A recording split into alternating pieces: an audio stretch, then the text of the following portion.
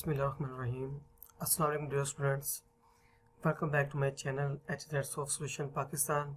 मैं हूं आपका इंस्ट्रक्टर मोहम्मद यूनुस काशिफ और मैं लेकर आया हूं आपके लिए web development course. Dear students, आज का जो लेक्चर है ये कुछ चेंज है। हमने पिछले लेक्चर्स में सारी बेसिक्स जो थी उसके बारे में जाना। वर्डप्रेस क्या है, प्लगइन्स क्या है, पोस्ट क्या है, पेजेस क्या है, मेन्यू क्या है, ये तमाम कॉन्सेप्ट जो थे हम पिछले तमाम लेक्चर्स में जो है अच्छे से पॉइंट टू पॉइंट और स्टेप बाय स्टेप इसको स्टडी किया है और सीखा है। और मैं उम्मीद करता हूँ कि आप लोग अपना एक बिगनर लेवल पे ब्लॉग भी खुद क्रिएट कर सकते हैं। तो डियर स्टूडेंट्स, आज का जो लेक्चर है ये मुनहरिक है डिज़ाइन के ऊपर कि आप अपनी वेबसाइट का डिज़ाइन कैसे बना सकते हैं। डिज़ाइन बनाने के लिए हमने एलिमेंटर टूल्स की स्टडी की थी, तो आज हम जो डिज़ाइन तैयार करेंगे उसमें एलिमेंटर को यूज़ करेंगे और देखेंगे कि एलिमेंटर हमें क्या बेनिफिट दे सकता है। तो हमारा जो लेक्चर है बहुत इंपॉर्टेंट है और ये आज से जो है सेल्फ डिज़ाइनिंग के ऊपर है कि आप एलिमेंटर को यूज़ करते हुए आप अच्छा से डिज़ाइन कैसे डिज़ाइन कर सकते हैं, बना सकते हैं। किसी भी मॉकअप को यूज़ कर सकते हैं। नेट से आप अच्छा सा डिज़ाइन देखें, टेम्पलेट देखें, आप खुद से वही चीज़ जो है जनरेट कर सकते हैं। तो मैं यहाँ पे जो कॉन्सेप्ट है वो आपको बताऊँगा, सिर्फ सिखाऊँगा डिज़ाइंस के बारे में, और जो बाकी जो मॉडिफिकेशन है वो आप अपने माइंड के मुताबिक करेंगे। तो चलते हैं अपने लेक्चर की तरफ और सीखते हैं कि हम अपनी वेबसाइट में फर्स्ट लेक्चर जो हमारा है हम उसमें सीखेंगे कि हम अपना सेल्फ हेडर कैसे डिज़ाइन कर सकते हैं। तो चलते हैं अपने प्रोजेक्ट की तरफ। स्टूडेंट्स, मैंने प्रोजेक्ट जो है यहाँ पे ऑलरेडी लोड किया हुआ है, तो आप लोग भी अपने प्रोजेक्ट्स को ओपन करें और इसको लॉगिन करें। लॉगिन करने के बाद सबसे पहले आपने अपनी वेबसाइट का व्यू करना है कि आपकी जो वेबसाइट है, जो आपने अब तक काम किया है, वो किस तरह का डिस्प्ले दे रहा है। तो इधर चलते हैं WP वेबसाइट के ऊपर। यहाँ पे वेबसाइट लिखा हुआ आ रहा है, हम इस पर क्लिक करते हैं। कंट्रोल प्रेस करके आप जब राइट क्लिक करेंगे, सॉरी लेफ्ट क्लिक करेंगे माउस से, तो ये आपको नेक्स्ट ब्राउज़र में जंप कर जाएगा। आपको नेक्स्ट ब्राउज़र पे रिडायरेक्ट कर देगा। और यहाँ पे हम देखते हैं कि हमने थीम को यूज़ करते हुए सेल्फ ब्लॉगिंग कैसे बनाई। ये हमने थीम को यूज़ करते हुए सेल्फ ब्लॉगिंग और मेन्यूज़ को डिज़ाइन किया था। तो यहाँ पे कुछ हमने जो है कॉलम्स डिज़ाइन किए थे, बैनर्स लगाए, हमने नीचे फुटर डिज़ाइन किया, कुछ इमेजेस लगाई, और ये जो है डोमेन सेक्शन जो था हमने ये भी देखा। तो अब हम इसको थोड़ा चेंज करेंगे और ख़ुद से एक अच्छा सा डिज़ाइन तैयार करेंगे कि हमें ये इस डिज़ाइन के अलावा नया डिज़ाइन हम खुद कैसे बना सकते हैं, कलर स्कीम्स को कैसे लेकर चल सकते हैं। तो अब हम इस थीम के ऊपर थोड़ा काम करेंगे।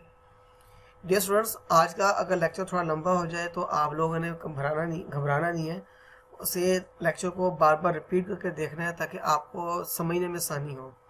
मैं आपको वर्ड बाय वर्ड और सेक्शन बाय सेक्शन और टूल बाय टूल चीज़ सिखाऊंगा ताकि आपको समझने में आसानी हो।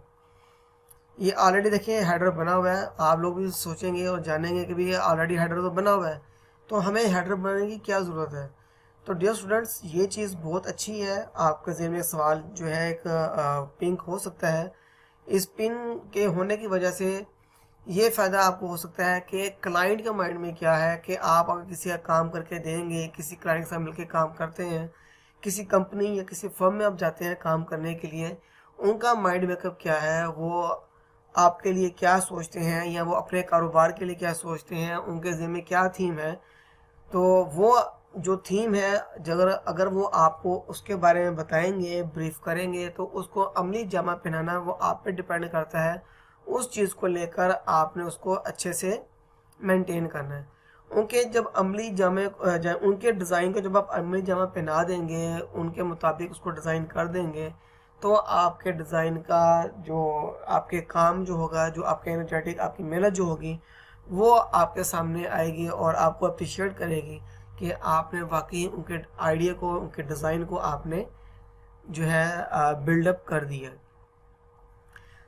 तो चलते हैं लेक्चर की तरफ और देखते हैं। सबसे पहले स्टूडेंट्स, मैं आता हूँ अपने प्लगइन में देखें हमने लास्ट जो थे बिगनिंग लेवल के लिए ये 3 प्लगइन इंस्टॉल किए थे। इसमें एक प्लगइन जो है वो हेडर एंड फुटर का है। हम हेडर फुटर जो है एलिमेंटर को यूज़ करते हुए इसके मुताबिक डिज़ाइन करेंगे। तो सबसे पहले जो है हम इसकी हेडिंग की जो है सेटिंग देख लेते हैं कि सेटिंग किस तरह है इसकी। इस पर क्लिक करेंगे तो हमें ये इसकी सेटिंग में ले आएगा। तो जब हम सेटिंग में आएंगे तो यहाँ पे लिखा हुआ है Elementor header and footer builder. तो आप यहाँ पे ऐड करेंगे अपना एक फुटर या अपना हेडर। तो यहाँ देखें वो कहते हैं बिगिनर, मैं कहता हूँ एक्सपर्ट लेवल के लिए। आप बिगिनर्स हैं तो बिगिनर्स के लिए करेंगे। और यहाँ पे कहता है I am building website for, ठीक है, माई सेल्फ, माई क्लाइंट या माई कंपनी। तो आप ये कर सकते हैं। मैं इसको यहाँ से नेक्स्ट कर देता हूँ। यहाँ पे नेम पूछेगा, अव्वल तो इसकी ज़रूरत नहीं है इसको क्रिएट करने की, आप इसको स्किप भी कर सकते हैं। तो जब आप इसे स्किप करेंगे तो आपके सामने जो है एक टेम्पलेट आएगा, आप उसको नेम देंगे। यहाँ पे मैं नेम देता हूँ इसे टेम्पलेट को मेन हेडर। मेन हेडर का नाम मकसद जो है देने का मतलब ये है कि जो मेरी वेबसाइट का वो मेन हेडर होगा उसमें क्या क्या चीज़ें होंगी। यहाँ पे मैं उसको एलिमेंटर में हमने सीखा था कि उसमें कितने टेम्पलेट्स होते हैं। तो देखें एलिमेंटर के यहाँ पे टेम्पलेट्स में शो होंगे। ये एलिमेंटर कैनवस है, ये एलिमेंटर फुल विड्थ है और ये थीम विड्थ और डिफ़ॉल्ट जो टेम्पलेट होता है, ये जो आप करंट थीम यूज़ कर रहे हैं ये उसके जो फ्रंट पेज होता है इंडेक्स का या ब्लॉग का, ये उसके मुताबिक ये थीम और ये थीम जो टेम्पलेट जो डिफ़ॉल्ट टेम्पलेट है ये दोनों सेम ही होते हैं। आपके थीम का फर्स्ट पेज होता है और ये एलिमेंटर कैनवस और एलिमेंटर फुल विड्थ जो है ये आप इसके ऊपर जब काम करेंगे तो इसमें फुल विड्थ के अंदर आपको स्क्रैच डेवलपमेंट का जो है कॉन्सेप्ट मिलता है, जबकि कैनवस के अंदर आपको ऑलरेडी वेबसाइट बनी नहीं मिलती है, थीम वही रहती है, लेकिन आपको कुछ चीज़ें उसमें एम्बेड करनी होती हैं, वो उसको आप ठीक कर सकते हैं। मैं इसमें स्क्रैच को यूज़ करूँगा क्योंकि मैंने स्क्रैच से दिखाना है आपको कि हमने अपना सेल्फ जो है हेडर कैसे डिज़ाइन करना है। तो मैं इसलिए इसको फुल को यूज़ करूँगा। फुल पे क्लिक करते हैं। क्लिक करने के बाद देखें कि मैं चाहता हूं कि मेरा जो प्राइमरी हेडर है ये डिसेबल हो जाए, मेरा टाइटल डिसेबल हो, तमाम चीज़ें मैं चाहता हूं कि मुझे मेरी तमाम चीज़ें जो हैं सब कुछ यहाँ पे डिसेबल हो जाए, मेरे इस पेज पे ब्लैंक हो जाए। तो मैं इसे जैसे ही पब्लिश करूँगा, पब्लिश करने के बाद जब हम वेबसाइट पर आएंगे तो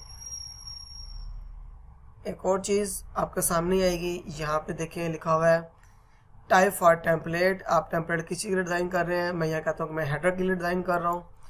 इसके बाद वो पूछता है कि डिस्प्ले ऑन, के आप डिस्प्ले कहाँ देना चाहते हैं। कि आपको मैं ऑलरेडी जो है यूज़र रूल्स के बारे में बताया था मैंने कि एलिमेंटर में रूल्स के बारे में जो है इंफॉर्मेशन मैंने दी है, बताया है। जिन स्टूडेंट्स ने ये लेक्चर मिस किए हैं वो मेरे तमाम लेक्चर पीछे देख सकते हैं और मैं उनका लिंक जो है वो भी इसमें वीडियो के लास्ट में ज़रूर दूंगा ताकि आप लोग इसको जो है रीड कर सकें या मेरे प्रीवियस लेक्चर में जो लिंक्स हैं वो आप देख सकें।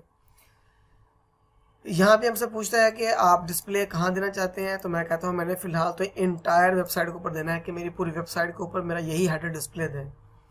इसके बाद पूछता है कि यूज़र रोल्स के यूज़र जो है वो कौन सा यूज़र यूज़ करेगा। तो मैं ऐसे कह देता हूँ कि ऑल बेसिक आ लेंगे, तमाम कस्टमर्स और तमाम यूज़र्स मेरे इस हेडर को यूटिलाइज कर सकते हैं, यूज़ कर सकते हैं। अगर मैं यहाँ पे एडवांस लेवल पे ले जाऊँगा तो एडमिनिस्ट्रेटर का हेडर अलग होगा, एडिटर का हेडर अलग होगा, ठीक है, ऑथर का हेडर अलग होगा, सभी के हेडर अलग अलग होंगे। तो आपको अच्छे से फिर समझ आएगा कि जब आप एक कॉर्पोरेट साइट बनाएंगे तो आप उसमें कैसे काम कर सकेंगे। फिलहाल अभी के लिए इतना ही, हम इस पर काम करेंगे। यहाँ पे कहता है कि enable layout for Elementor canvas template. मैं कहता हूँ यस, ठीक है, इसके लिए होना चाहिए और मैं यहाँ से इसको अपडेट कर देता हूँ। इसे अपडेट करने के बाद जैसे ही मैं यहाँ पर अपनी वेबसाइट को रिफ्रेश करूँगा तो यहाँ पे मेरा पेज जो है ब्लैंक हो जाएगा। देखें ऊपर से हेडर जो है उसका रिमूव हो गया है और हेडर जो है डिस्प्ले नहीं दे रहा। तो अब हम इसको भी यूज़ करेंगे और जब हम फ्रंट पेज बनाएंगे अपना तो इसको भी यूज़ करेंगे कि हमने अपना फ्रंट पेज कैसे बनाना है, देन भी आपको मैं दिखाऊंगा। अब देखें इसमें जो है ये सेक्शन काम कर रहा है अभी। तो जब हम फ्रंट पेज पे काम करेंगे तो वो भी हमारा ये जो है टोटली ब्लैक हो जाएगा। अभी मैं जो है एलिमेंटर का जो हेडर है वो मैं बनाना सिखा रहा हूँ कि हम हेडर कैसे बनाएंगे। तो अब मैं यहाँ पे कहता है एडिट विद एलिमेंटर, मैं इस पर क्लिक करता हूँ। ये एलिमेंटर है, यहाँ पे लोड हो रहा है। जैसे एलिमेंटर लोड होगा, लोड होने के बाद मेरे सामने डिस्प्ले देगा, तो उस डिस्प्ले को यूटिलाइज करते हुए हम यहाँ पे देखें, ये मेरे पास जो हेडर का जो सेक्शन टोटल ब्लैंक है, इसमें कोई थीम का कॉन्सेप्ट मौजूद नहीं है। इसमें हमें सीखना है कि ये देखें आपके सामने एक ड्रैग बॉक्स आया हुआ है, इसे बोलते हैं ड्रैग विजेट हेयर्स। तो आपने जो भी डिजिट्स डालने हैं, ड्रैग करने हैं, वो यहाँ से उठा के डायरेक्ट भी डाल सकते हैं, इमेजेस डाल सकते हैं, लेकिन हमने इसको यूज़ करना है एक तरीके के साथ। तो यहाँ मैं फ़िलहाल क्लिक करूँगा इसके ऊपर और मैं यहाँ कहता हूँ कि मुझे जो हेडर चाहिए, फ़िलहाल तो मुझे वो चाहिए इस थीम सेक्शंस के ऊपर, ये वाला सेक्शन चाहिए मुझे थीम का, ठीक है, 3 कॉलम्स के अंदर। मैं इसको यूज़ कर लेता हूँ। जब मैं इसको यूज़ करने लगूंगा तो ये आपके सामने है। मैं यहाँ पे सबसे पहले जो चीज़ है एक वो मेंटेन करूँगा कि यहाँ पे मैंने अपना लोगो लगाना है। तो मैं यहाँ पर आता हूँ और मैं यहाँ लिखता हूँ लोगो। तो देखें ये मेरा वेबसाइट का लोगो देगा, मैंने ऑलरेडी लोगो लगाया वेबसाइट में, तो यहाँ पे वो डिस्प्ले दे देगा। देखें आ गया डिस्प्ले यहाँ पे लोगो का। अब ये लोगो जो है डायनामिकली है और ये डायरेक्ट आपकी डेटाबेस से यहाँ पे डिस्प्ले दे रहा है। अब मैंने यहाँ पे नेविगेशन लगानी है कि नेविगेशन मेन्यू मेरा यहाँ पे शो होना चाहिए। तो उसके लिए क्या तरीका है, हम यहाँ लिखेंगे नेविगेशन या मेन्यू बार लिखेंगे। मैं मेन्यू लिखता हूँ तो मेन्यू देखें यहाँ पे आ गया है नेविगेशन मेन्यू। मैं इस मेन्यू को उठा के यहाँ पे ड्रैग करूँगा तो यहाँ पे मेन्यू मुझसे पूछेगा कि आपने कौन सा मेन्यू लगाना है। तो यहाँ देखें मेरे सामने जो है बहुत सारे जो है डिफरेंट टैब्स में सामने नज़र आ रहे हैं। यहाँ पे बहुत सारे मेन्यू बने हुए हैं, हमने इनको कैसे यूटिलाइज करना है, इसको कैसे यूज़ करना है। यहाँ पे एनेबल स्कीमा सपोर्ट है कि इसको बाय डिफ़ॉल्ट स्कीमा सपोर्ट होगी, मैं इसको ऑन कर देता हूँ।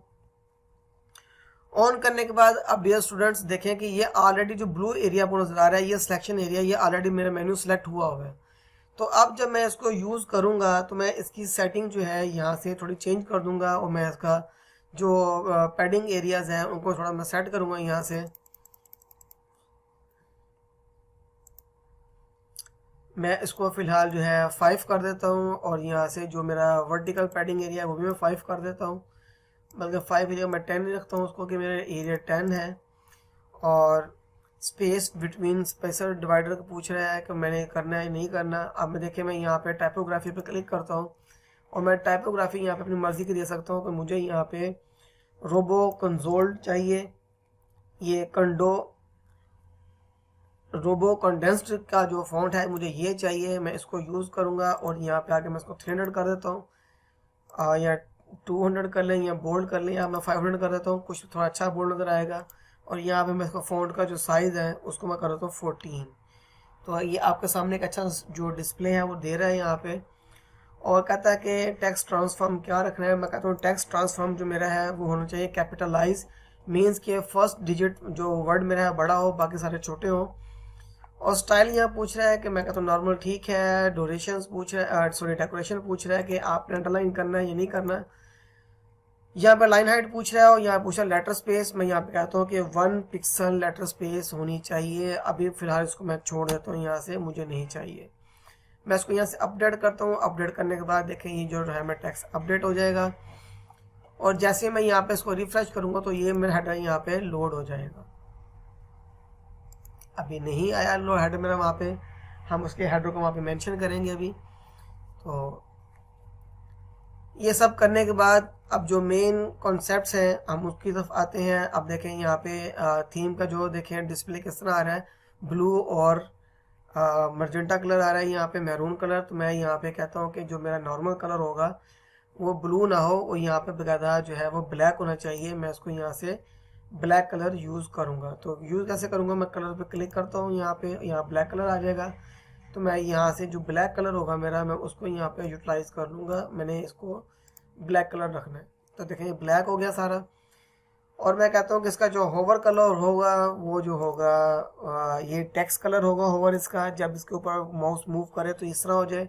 और जिसका एक्टिव कलर होगा वो मैं इसको मैरून कर देता हूँ कि मेरा जो एक्टिव कलर है वो मैरून होना चाहिए। उसको मैं थोड़ा सा यहाँ पे ले आता हूँ मैरून कलर, ये मैरून कलर हो गया। तो जैसे हम यहाँ पे इसको एक्टिव करेंगे किसी एक मेन्यू को, तो उस पर जो कलर होगा वो ये नज़र आएगा। इसके बाद ड्रॉप डाउन आ गया है। ड्रॉप डाउन में आते हैं, अब मेन्यू की सेटिंग है सारी हेडर के अंदर। तो ड्रॉप डाउन के अंदर ये हम पूछते हैं, हमसे पूछ रहा है कि आपने अपने ड्रॉप डाउन की सेटिंग किस तरह करनी है। मैं यहाँ कहता हूँ कि मुझे ड्रॉप डाउन की सेटिंग जो है वो होनी चाहिए और अच्छी भी होनी चाहिए। तो बॉर्डर जो है 1 पिक्सल डिस्प्ले दे रहा है नीचे, बिल्कुल ठीक है। और इसके बाद ये चीज़ें बिल्कुल सही हैं, इनमें चेंजेस नहीं है। बहरहाल ठीक है, इनमें भी चेंज नहीं करेंगे, बाकी जहाँ जहाँ हम चेंज करेंगे उसको भी यूज़ करेंगे और साथ साथ मैं बताऊँगा। इसके बाद हम आते हैं यहाँ पे मेन्यू ट्रिगर के अंदर। इस मेन्यू ट्रिगर में पूछता है कि जब आपका मेन्यू ड्रॉप डाउन होगा तो उसके ऊपर जो कलर होगा नॉर्मल, वो क्या होगा। मैं कहता हूँ कि नॉर्मल कलर उस पर ये होगा और उसका जो होवर कलर होगा वो उसके ऊपर जो है वो मैरून कलर ही होगा। मैं इसको यहाँ से थोड़ा सा ऊपर कर देता हूँ, ये मेरा मैरून कलर उसके ऊपर होगा। इसके बाद वो पूछता आइकन साइज या बॉर्डर विड्थ या इसकी बॉर्डर रेडियस पूछता है। तो अभी हमें मेन्यू में इस चीज़ की यूज़ करने की हमें ज़रूरत नहीं है। तो जहाँ पे इनकी इसका इस्तेमाल आएगा बटन्स के ऊपर भी आपको सिखाऊंगा। तो यहाँ पे देखें कि नॉर्मल जो है कलर पूछ रहा है, बैक कलर। तो मैं ऐसे कहता हूँ कि मेरा नॉर्मल कलर है बैक, वो वाइट ही होना चाहिए। और जो होवर कलर होगा बैकग्राउंड के जब वो मूव करे तो वो भी मेरा यहाँ पे जो है वाइट ही होना चाहिए। तो मुझे वाइट ही कलर चाहिए यहाँ पे, तो मैं इसको वाइट कर देता हूँ और इसको सेव कर देता हूँ। अब डियर स्टूडेंट्स, हम अपने मेन्यू में बैक जाएंगे और मेन्यू में जाके हम थोड़ी यहाँ से सर्विसेज की सेटिंग करेंगे या अपने लेक्चर की सेटिंग करेंगे मेन्यू की, कि मेन्यू जो हमारा ज़्यादा बड़ा है या लेंथी है, तो इसको कैसे डिज़ाइन करेंगे। थोड़ा ड्रॉप डाउन भी बना लेंगे मेन्यू का। तो उससे पहले जो है हम कॉलम पे क्लिक करते हैं और यहाँ देखिए लिखा मिडल, वर्टिकल लाइन मिडल। मैं इसको मिडल कर देता हूँ, ये सेंटर में जाएगा, इस हेडर के सेंटर में आ जाएगा। इसी तरह यहाँ पे जो मेन्यू है इसमें एडिट पे क्लिक करता हूँ।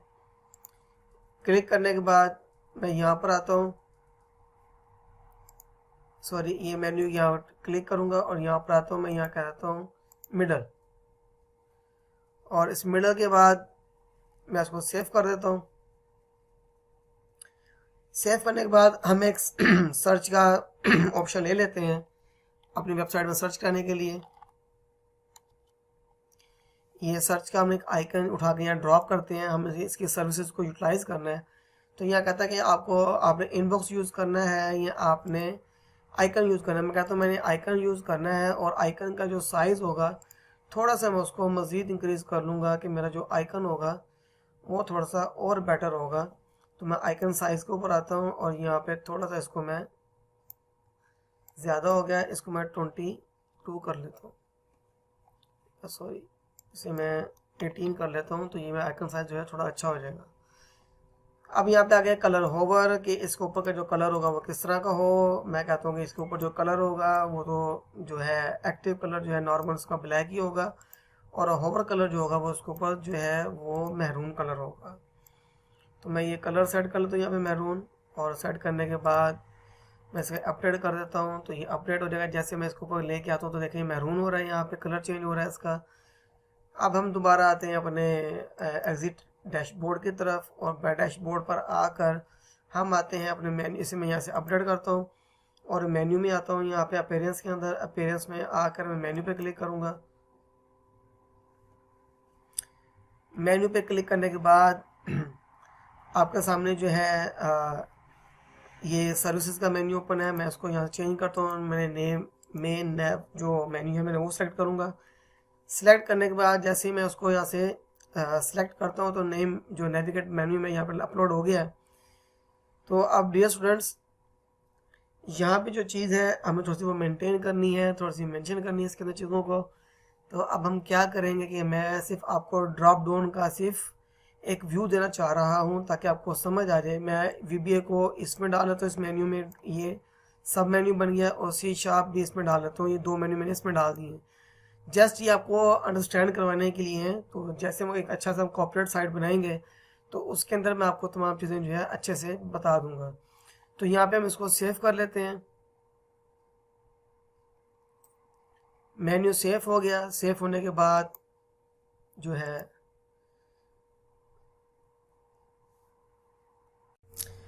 तो स्टूडेंट्स सेव जब हमने कर लिया मेन्यू सेव करने के बाद हम आगे बढ़ेंगे और जाके जो है इसका व्यू अपनी वेबसाइट पर देखेंगे। इसे रिफ़्रेश करेंगे यहाँ पर, तो ये मेन्यू जो है वो अपनी लाइन में अलाइनमेंट में सेट हो जाएगा। हम इस पर क्लिक करते हैं रिफ़्रेश, और ये देखिए अपने अलाइनमेंट में ये बिल्कुल सेट हो गया, आपके सामने आ गया। अब देखें यहाँ पे जो है एक सर्च का ऑप्शन भी आ गया हमारे पास। क्लिक करने से ओपन होता है और क्लिक करने से ये जो है हाइड हो जाता है। और इस तरह देखें यहाँ पे नीचे अगर आप गौर करें तो लेफ़्ट साइड पे कॉर्नर पे एड्रेस लिखा हुआ आ रहा है कि आपकी वेबसाइट का एड्रेस है डायरेक्ट यहाँ पे। और देखें ये होम का बटन जो है एक्टिव है, तो उसका कलर चेंज है वेबसाइट का, देखें। और इसी तरह देखें हमने अपने न्यूज़ एंड इवेंट्स में 2 टैब्स डाले थे कि हमने ड्रॉप डाउन कैसे बना सकते हैं। तो ये अंडरस्टैंड करने के लिए मैंने यहाँ पे 2 जो है डाले थे मैंने यहाँ पे इंफॉर्मेशंस के लिए। तो देखिए कितने खूबसूरत तरीके से ड्रॉप डाउन बन गया यहाँ पर।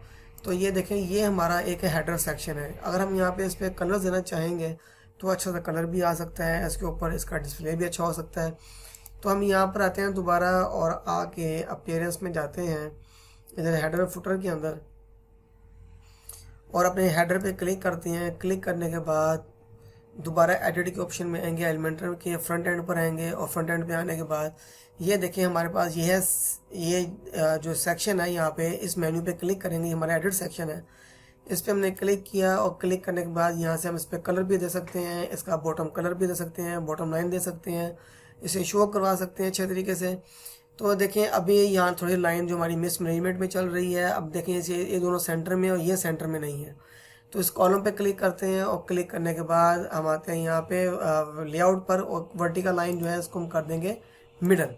तो ये मिडल में आ जाएगा। देखें सारी चीज़ें हमारी बैलेंस में आ गई हैं। और उसके बाद हम यहाँ पे क्लिक करते हैं अपने एडिट सेक्शंस के ऊपर और स्टाइल में आते हैं। स्टाइल में आने के बाद यहाँ पे वो कहता है कि आपने यहाँ पे कलर लगाना है या आपने इसके ऊपर थीम लगानी, क्या चीज़ लगानी है। मैं यहाँ पे कहता हूँ मुझे यहाँ पे से कलर चाहिए, और मैं कलर पे जब क्लिक करता हूँ यहाँ पर तो मुझे यहाँ पे एक कलर चाहिए। मैं उसका जो है यहाँ पे कलर एडिट कर लेता हूँ जो खूबसूरत लगेगा, EF एंड EF। तो ये एक कलर है सिल्वर स्टाइल्स का जो कि काफ़ी बेटर लगेगा इसके अंदर मेन्यू मेरा। तो मैं इसको यहाँ से सेट कर देता हूँ और इसे ओके कर देता हूँ।